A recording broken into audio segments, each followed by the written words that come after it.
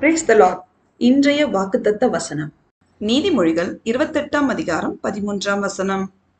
தன் பாவங்களை மறைக்கிறவன் வாழ்வடைய மாட்டான், அவைகளை அறிக்கை செய்து விட்டு விடுகிறவனோ இரக்கம் பெறுவான். கிறிஸ்துவுக்குள் அன்பானவர்களே, தன்னுடைய பாவங்களை மறைக்கிறவனின் வாழ்க்கை பலம் பெறாது.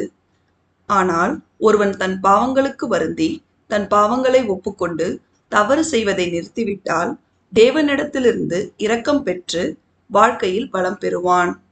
பிரியமானவர்களே, நாம் எவ்வளவு பாவங்கள் செய்திருந்தாலும் மனம் திரும்பி அவர் வார்த்தைக்கு கீழ்ப்படிந்து நடந்து நம் பாவத்தை அறிக்கையிட்டால் கர்த்தர் நமக்காக நம் பாவத்தை மன்னித்து நம்மை என்றென்றைக்கும் ஆசீர்வதித்து வழிநடத்துவார்.